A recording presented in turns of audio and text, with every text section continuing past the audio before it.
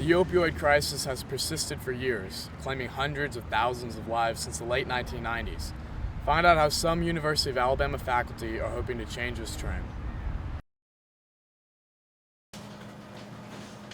The CDC reports the opioid crisis has claimed the lives of over 550,000 people since 1999. Numbers like these are the motivation Dr. Matthew Hudnall uses to educate and turn the trend in the other direction. But without a doubt, I'm the first researcher to focus on pulling data in for the purposes of informing the public, informing the legislature, and broadly disseminating data across the board. Hudnall is the Deputy Director of the Institute of Data and Analytics.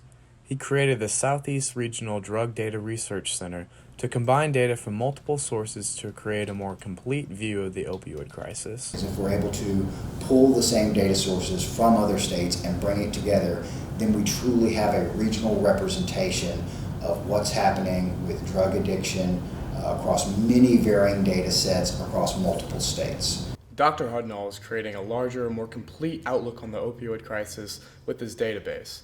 But others are not starting with the data and spreadsheets. They're starting in the classroom. Dr. Tricia Whitty introduced the Addiction and Recovery Studies program to the course catalog at the University of Alabama. The minor was introduced in 2012 at the height of the opioid crisis in Alabama, and the major was introduced in 2019. We attract students pre-med, pre-law. We even have nursing students. They try to fit everything in before their clinicals. Dr. Whitty says that the best way to teach this subject is not by telling your students about the issue, but by showing them its effects firsthand. But I also bring in guest speakers who are in recovery from substance use disorders, and they have a personal story, and they're sharing that with the students.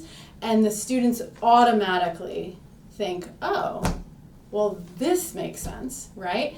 Not because I said it, but because the person who had the disorder said it. A better educated community means more people will recognize the signs of opioid abuse in friends, family, and in themselves. It also means people will have a stronger idea of how to combat the opioid crisis in a more effective and efficient way. In Tuscaloosa, I'm Ben Smith, reporting.